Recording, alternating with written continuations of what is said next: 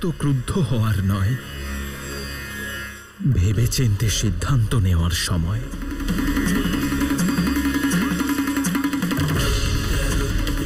নিজের পুত্রের চোখের জলের দিকে তাকান। পিতামাতার বিচ্ছেদ যন্ত্রণায় কাতর। আপনি মহাদেব, এই সৃষ্টির রক্ষক। আপনি সংসারের পথপ্রদর্শক। দেখুন মহাদেব, সমগ্র সংসারে ভয় ছড়িয়ে পড়েছে, কারণ শিবশক্তি একে অপরের বিরুদ্ধে চলে গেছেন।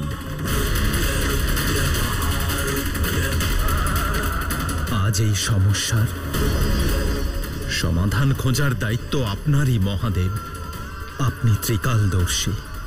যা ঘটছে, যা ঘটে গেছে আর যা ঘটতে চলেছে, সেই সমস্ত কিছুই আপনি জানেন।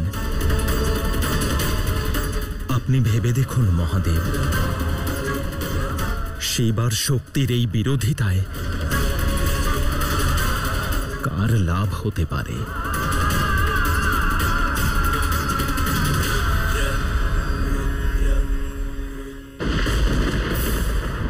অসুর মাতা, আপনি নীরব কেন? ওই মানব আপনাকে অপমান করেছে। আদেশ দিন, বিনাশ করে দেই ওর। এমন কিচ্ছু করব না আমরা রাহু। কিন্তু কেন অসুর মাতা? কারণ মল্ল ঠিকই তো বলেছে। আজ পর্যন্ত না জানি কত অসুর এই শিব আর শক্তিকে পৃথক করতে চেয়েছে, শক্তিকে বশে আনতে চেয়েছে, কিন্তু অসফল হয়েছে। আর ও তো শুধুমাত্র একজন মানব ভক্ত, যে আসরিক প্রবৃত্তিতে প্রভাবিত হতে চলেছে। শিব শক্তির বিচ্ছেদের কারণ হতে চলেছে। আমাদের এই পরিস্থিতির সুযোগ নেওয়া উচিত। আমাদের সুযোগ নেওয়া উচিত? মাতা, আমি কিছু বুঝতে পারছি না। প্রতীক্ষা। কারণ যে আমাদেরই লক্ষ্য পূর্ণ করছে, তার পথে বাধা হয়ে দাঁড়ানো মূর্খতা হবে। আজ পর্যন্ত কত অসুর এসেছে যারা ভক্ত হয়ে গেছে। আজ প্রথমবার এমন হবে যে কোনো ভক্ত অসুর হবে। আর এমন কোন অসুর আছে যে দিতির কথা অমান্য করবে? ও যা করতে চায় করতে দাও। সঠিক সময় আসলে আমরা ওর থেকে সেই সব কিছু কেড়ে নেব যা আমাদের চাই। ততক্ষণ পর্যন্ত পরোক্ষভাবে ওকে সাহায্য করব। আমরাও দেখি যে মানব ভক্ত প্রলয়ের কোন তাণ্ডব লীলা দেখায়।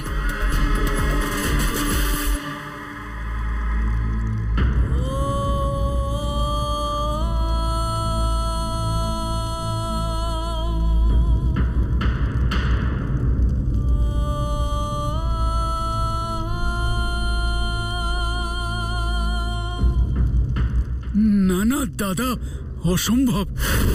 আমি মাতাকে কিভাবে এটা বলতে পারি? নিজের প্রতিজ্ঞার কথা ভুলে গেলে? যে কোনো প্রশ্ন না করে তুমি আমার কথা মেনে চলবে। যে কোনো পরিস্থিতিতে তোমার এই মল্ল দাদার প্রতি আস্থা রাখবে।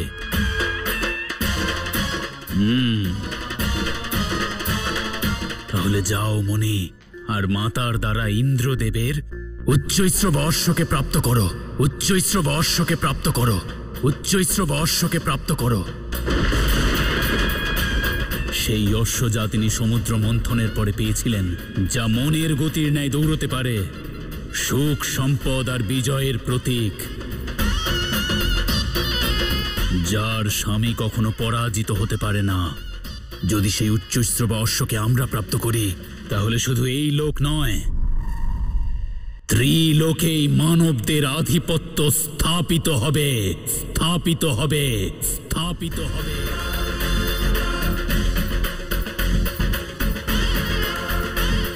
আর যখন ত্রিলোকে আমাদের আধিপত্য থাকবে, তখন আমরা আমাদের মাতাকে পুনরায় স্থাপন করতে পারবো।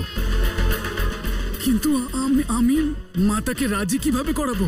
তার তো কোনো প্রয়োজনই পড়বে না, কারণ আমাদের মাতা আমাদের নিয়ন্ত্রণে আছেন।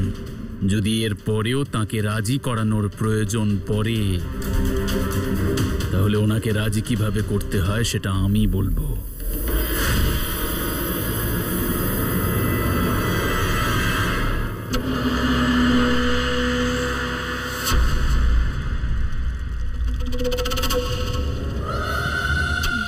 এসো পুত্র, চিন্তিত কেন? মাতা,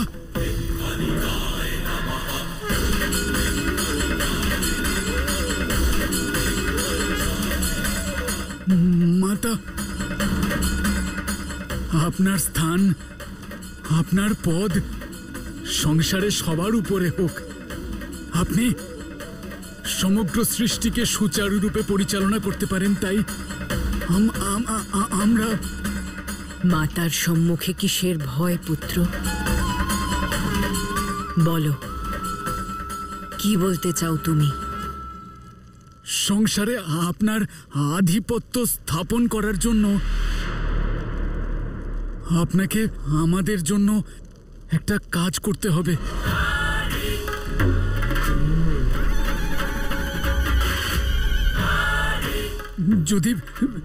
যদি সে কাজ সম্পন্ন হয়, তাহলে আপনাকে আমরা যে সর্বোচ্চ স্থানে স্থাপিত করতে চাই তার প্রতি এটা প্রথম পদক্ষেপ হবে মাতা। তখনই সমগ্র সংসারে নারী সত্তা স্থাপিত হবে, মাতৃসত্তা স্থাপিত হবে মাতা। বলো, কি করতে হবে আমাকে? তোমার ভক্তি নিয়ে আমার কোনো সংশয় নেই, তোমারও আমার শক্তি নিয়ে হওয়া উচিত নয়।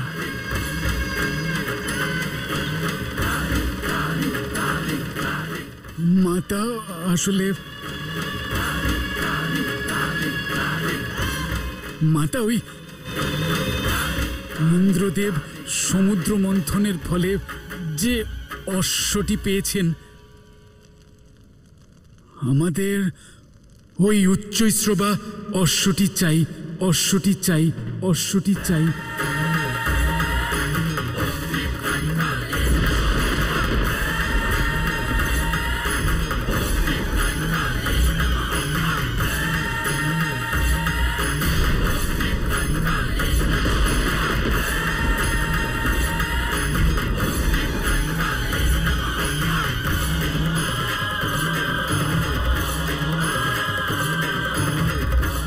উচ্চৈশ্রবাকে কেন চাই তোমাদের?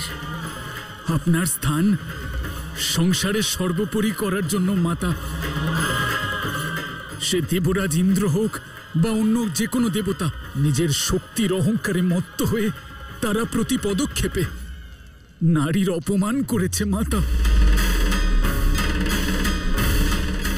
কিন্তু এবার সময় হয়েছে যাতে তারাও নারীরূপী শক্তিকে সম্মান করে।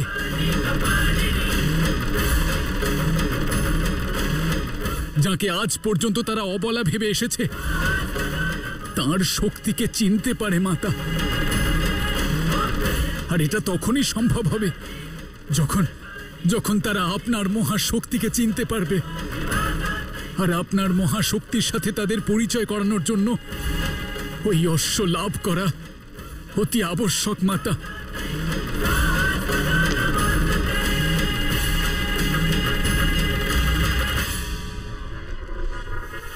स्वाहा स्वाहा स्वाहा।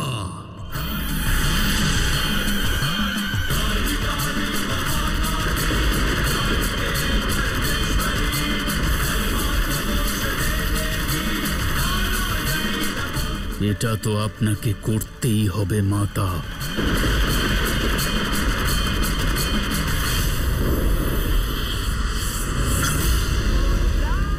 এই সংসারে ভয়ানক সংকট আসতে চলেছে।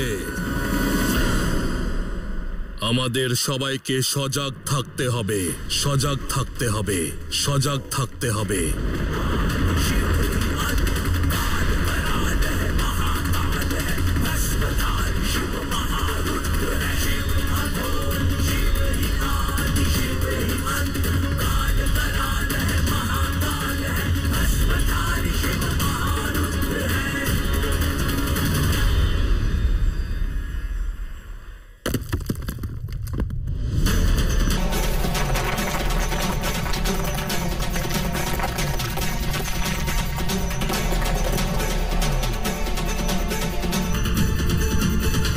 এটা আবার কি?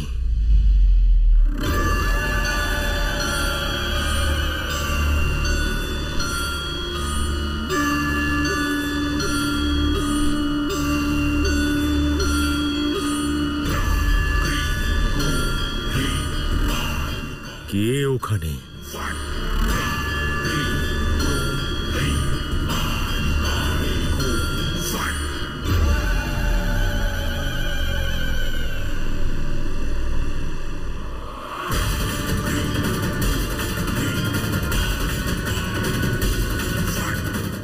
মাতা?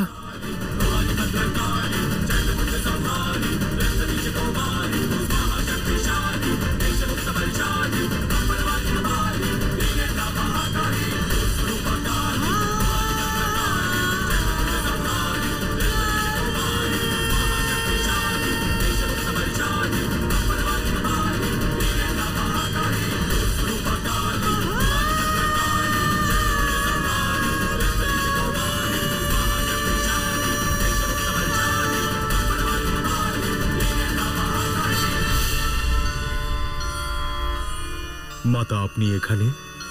বলুন, কি আদেশ আপনার?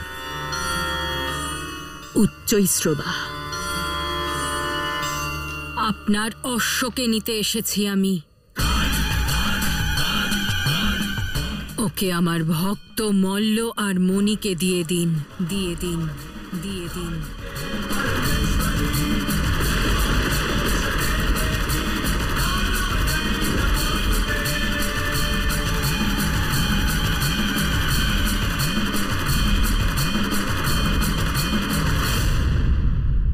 মাতা, এটা আপনি বলছেন না। এই ধূর্তদের চক্রান্তের শিকার আপনি। ওরা শিবতন্ত্রে বেঁধেছে আপনাকে, সেই জন্য আপনার শব্দ দ্বারা অনুচিত দাবি মল্ল আর মণি জানাচ্ছে। দেবরাজ ঠিকই বলছেন মাতা। কৃপা করে আমাদের কথা বোঝার চেষ্টা করুন। মাতা, এটা মল্ল আর মণির ষড়যন্ত্র। মাতা, এমন অনুচিত দাবি আপনার মর্যাদা বিরোধী।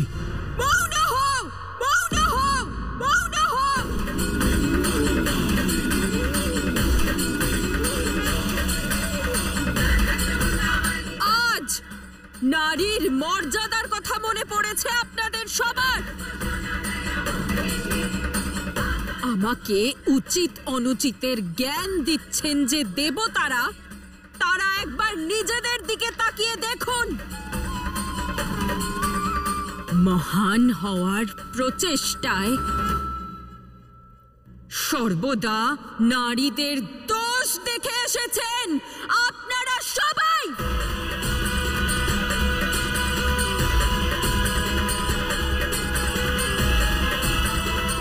বরুণ দেব, দেবগুরু বৃহস্পতির ভ্রাতার স্ত্রীকে অপহরণ করেছিলেন যিনি, তিনি আমাকে পথ দেখাবেন।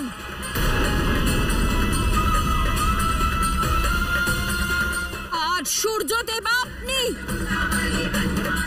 নিজের স্ত্রীকে ত্যাগ করেছেন যিনি, তিনি আমাকে পথ দেখাবেন।